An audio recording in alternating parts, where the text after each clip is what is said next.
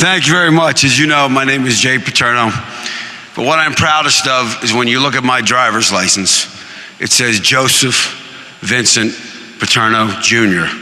And I am so proud to have that name.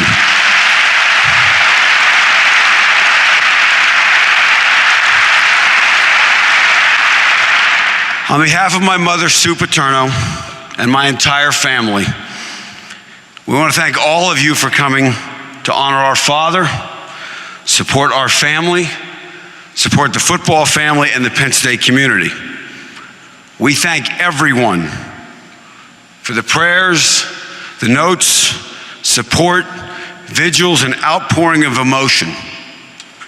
We thank the staff and doctors at Mount Nittany Medical Center for the care and support of our father through these times.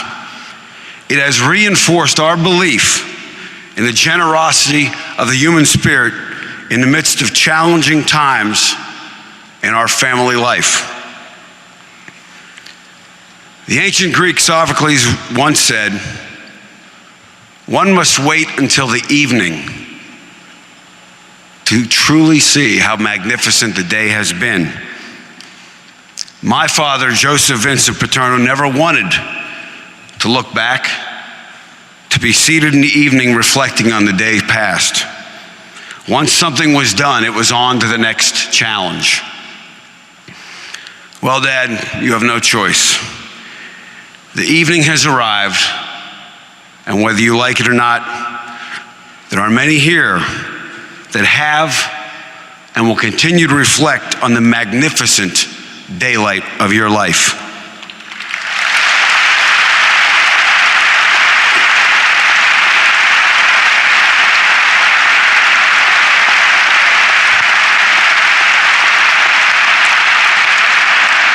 Born in Brooklyn to Angelo and Florence Paterno, many of you know the well-versed details of his life.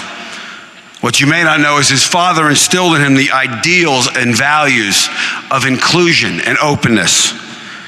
Angelo Paterno worked his life to increase dialogue between people of different faiths, different races, and his oldest son, Joe Paterno, made those values his core values.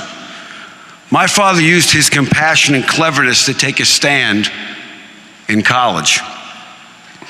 When one member of his fraternity kept putting a black ball in a secret ballot to deny entrance to a Jewish student, it was Joe that hatched a plan to get him in. On the next ballot, Joe stood up and proclaimed that he had put the black ball in and he had changed his mind, thereby gaining admittance for that Jewish student when the blackballing student would not own up to it. He took a stand.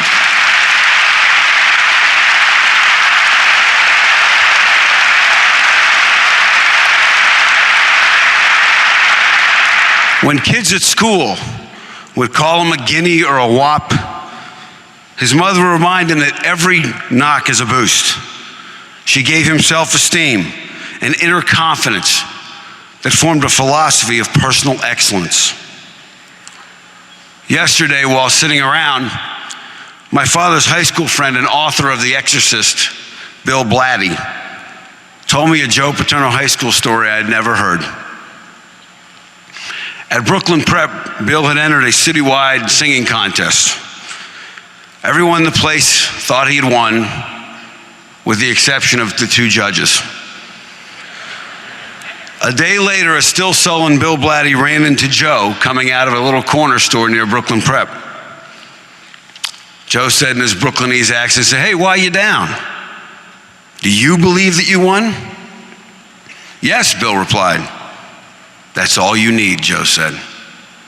In high school, he already possessed a strong inner confidence and strength, the belief in excellence over success, excellence defined internally, success externally. It is best summed up by a quote by John Adams. Late in his life, Adams wrote, "No matter how high or low my estimation in the eyes of the world, my conscience is clear." Joe Paterno left this world with a clear conscience.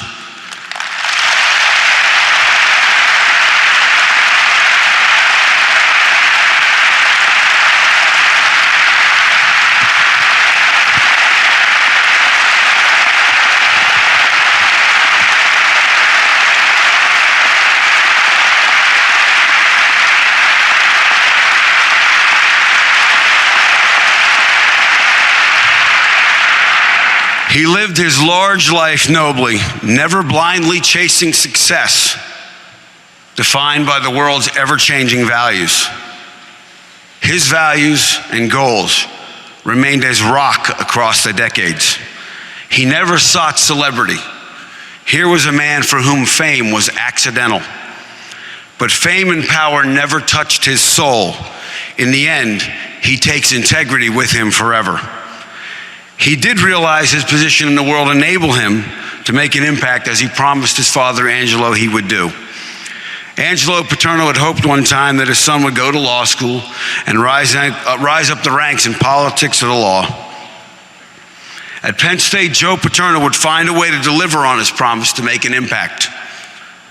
And he delivered in a way that roared out of our valley and across the world.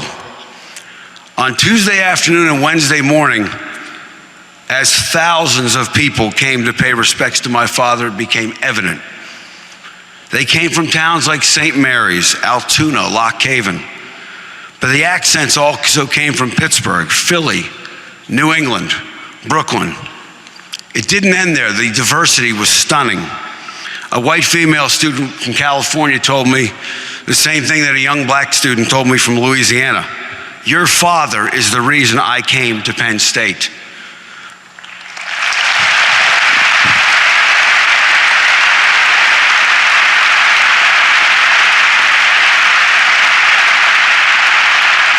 More accents came from around the world. People from 5 continents spoke to my brother and I. North and South America, Europe, Asia, and Africa. Was this the result of a life of just coaching football? Stories were shared at the viewing. There was a veteran from Belfont, wounded in Iraq. He recalled a Joe Paterno phone call to him in Bethesda while he was still recovering. There was the mother of Jeremy Herbstritt, a local young man killed while taking heroic action in the Virginia Tech massacre.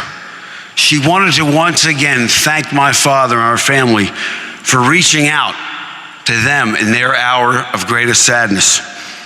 There was a former player who took a leave of absence to care for a 5-year-old son with terminal brain cancer. He and his wife started getting money through his church from an anonymous donor. Only an accident by a church secretary revealed to him that Joe Paterno was his anonymous monthly benefactor. There were tender moments with an endless line of people. We shed tears together, hugged each other, and drew strength from each other. All hoped we could continue to conjure some of his strength, his indomitable will. Joe Paterno indeed had an indomitable will, with one exception: when his will ran counter to that of his wife and my mother, Sue Paterno. Once while listening to the U2 song, Sometimes You Can't Make It on Your Own, I heard a beautiful lyric. It said, "You're the reason why the opera is in me." I shared that lyric with my dad. He smiled with that same smile you've seen in that picture, and he said, "That's your mother for me. That's your mother for me."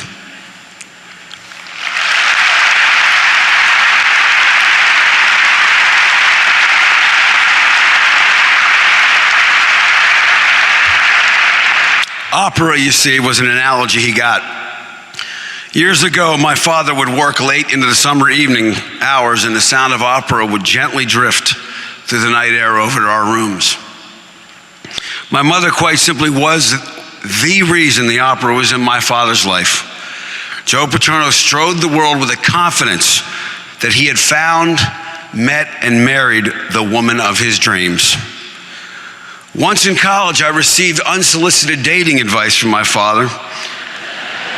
Like most 21-year-olds, I thought I already had all the answers. I said, "Dad, you haven't been on a date in like 30 years. What do you know?" He responded with that twinkle in his eye when he knows he's right, and he said, "Hey, I married your mother, didn't I?" You cannot argue with that. For my dad, he never doubted my mother. My mother had it all and continues to have it all. He could do his job, and we could share him with Penn State because he knew my mother was in complete command on the home front. Ruskin once wrote, "When love meets skill, expect a masterpiece." The impact of love and skill's collision as husband and wife, as mother and father, in all the pursuits of their life created the masterpiece you see before you today. Their artistry of love and skill became a driving force on this campus, benefiting all aspects of this university. They donated their own money and solicited donations of millions of dollars to benefit the whole university, from buildings to scholarships to endowments. When I started my coaching career at the University of Virginia, I noticed on that campus buildings with all kinds of symbols painted on them, sevens and Z's and all these things. And I was told that these secret society symbols were painted on every building that those societies had helped to build. If we paint Joe and Sue Paterno on every building they helped to raise money for at Penn State, we'll need a lot of paint.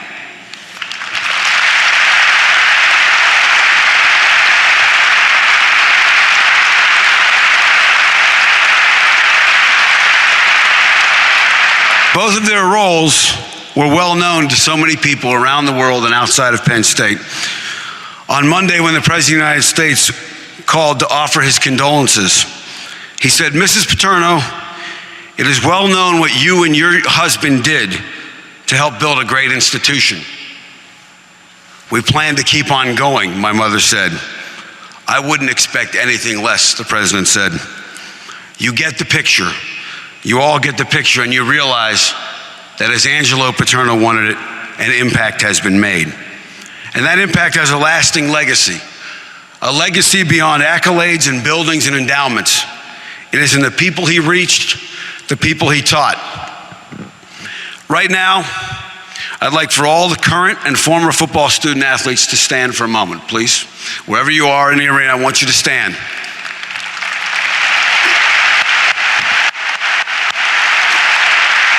Stay standing, you're not sitting down yet.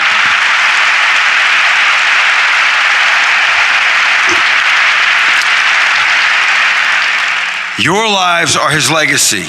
Your families, the people you reach, are his legacy. The grand experiment, success with honor, was a ripple that has grown to a tsunami washing across the world. My father used to quote Tennessee Williams, who said, "I knew no one was immortal, but I thought I was the exception." Well, Dad, through this legacy and the legacy of so many you have touched, you are the exception.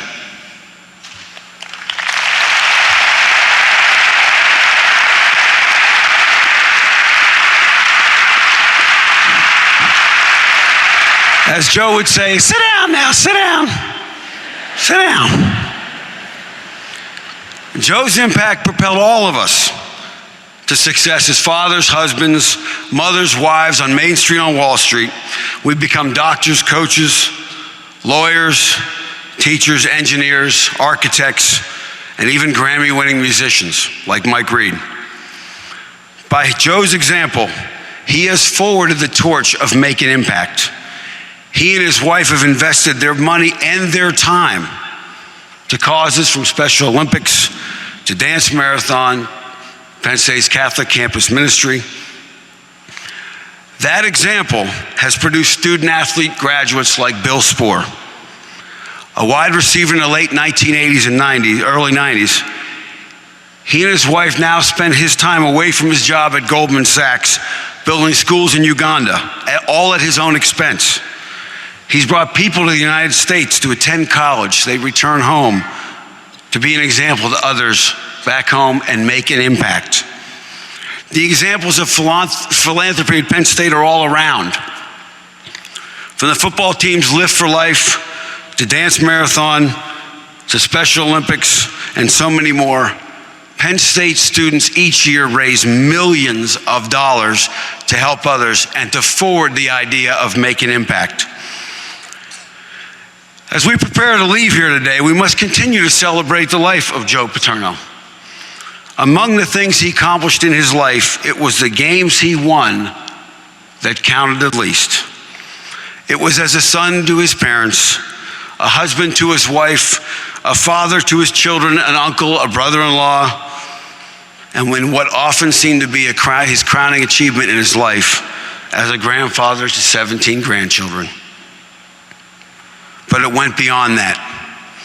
He became a father, a coach, a mentor to countless others.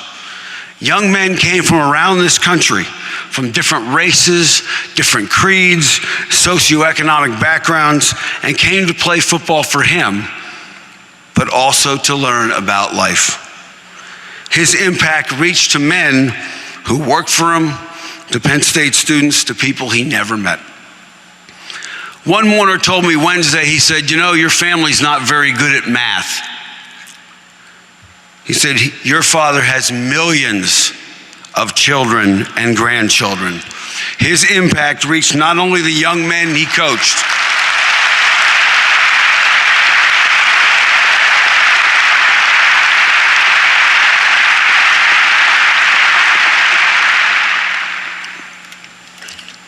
the players that came here to Penn State came here because here was Martin Luther King Jr.'s dream. Here was a place where black kids and white kids could hold hands in a huddle, where we would all be given a chance, an equal chance, where they would be judged by the content of their character, not by the color of their skin, nor the way in which they prayed to their God.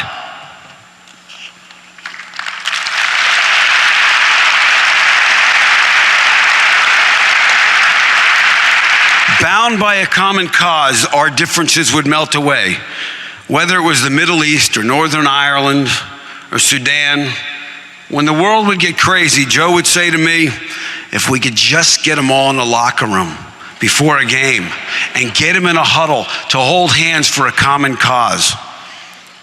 At Penn State, our plain blue and white uniforms, white helmets, black shoes, and nameless school jerseys spoke volumes about his philosophy of sport and life.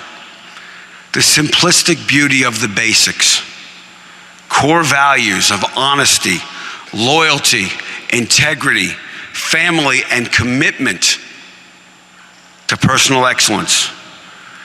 Perhaps his truest moment, his living testimony to all that he has stood for, came in the last months of his life. Faced with obstacles and changes that would have left a lesser man bitter, he showed his truest spirit and his truest self. Despite all that had happened to him, he never wavered in his belief, in his dream of Penn State. He told me he wanted to use his remaining time on earth to see Penn State continue to thrive.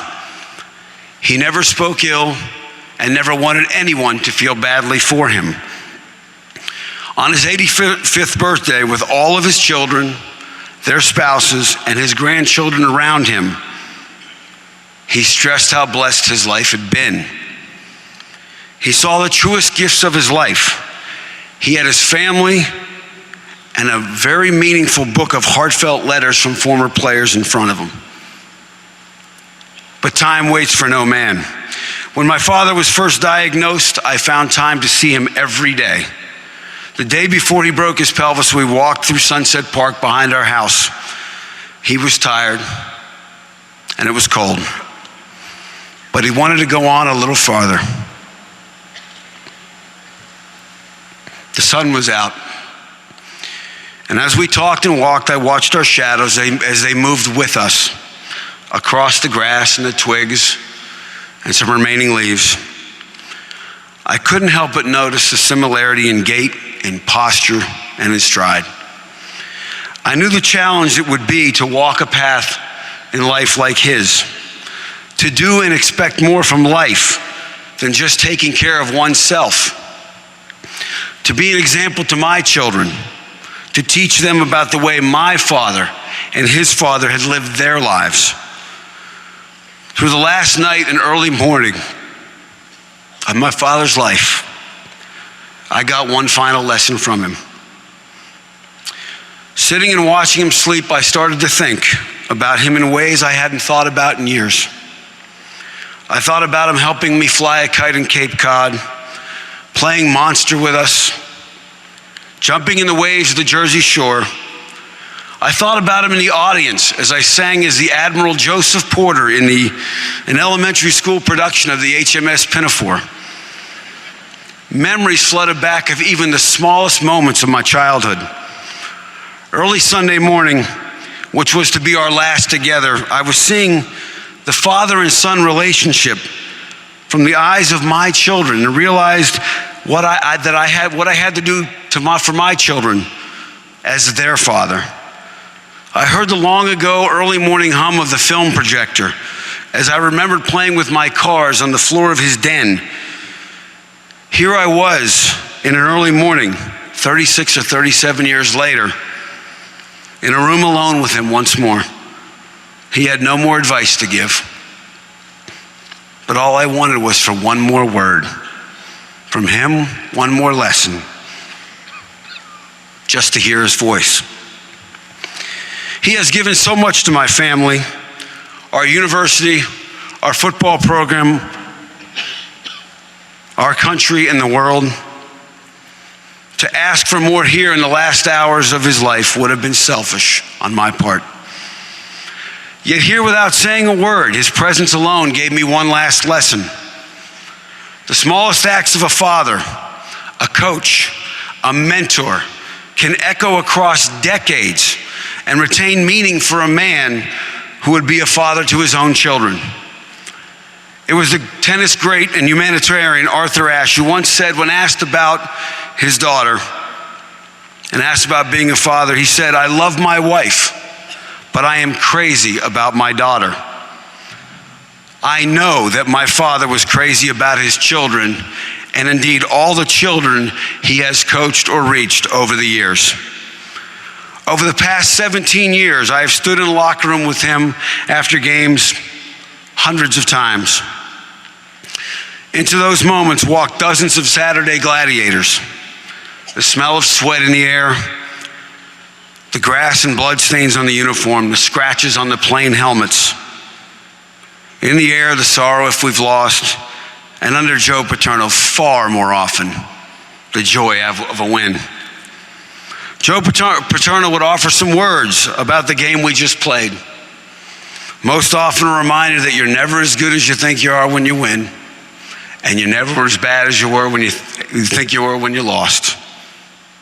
All those guys that played for him can still hear that. For 45 years, he led this program. He always ended his post-game remarks with the same thing. He would say, "Let's thank the good Lord," and we would kneel down, hold hands, and say the Lord's Prayer. One time, just out of curiosity, I said, "Dad, why? Why that prayer?" He said, "The words, Jay, the words. Our Father, give us this day our daily bread. Forgive us as we forgive. We, us." Every pronoun is plural. We and us. There is no I or me. Then it clicked. Here in the last act, after every football game we played, was a reminder from Joe that it was never about him. It was we and us. Unselfish to the core. The current and former players in this room know that, and they know that scene. They've had those moments.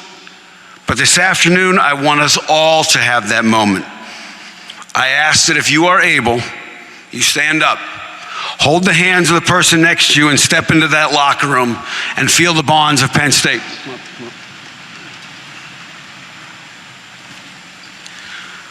Let's say one last Our Father as a team for Joe Paterno. Our Father, who art in heaven, hallowed be thy name. Thy kingdom come, thy will be done, on earth as it is in heaven. Give us this day our daily bread, and forgive us our trespasses, as we forgive those who trespass against us. And lead us not into temptation, but deliver us from evil. For thine is the kingdom, the power, and the glory forever and ever. Amen. Thank you.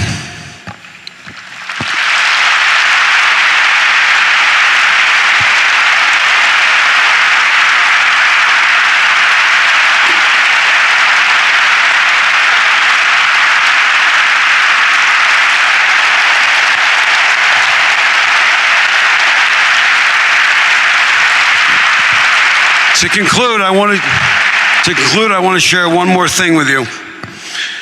On Sunday morning, I told my father, when I was alone in the room with him, I said, you know, Dad, you fulfilled your father's command to make an impact.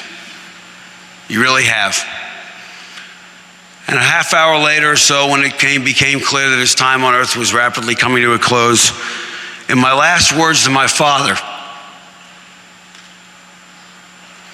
I kissed him and I whispered into his ear so that only he could hear, Dad, you won.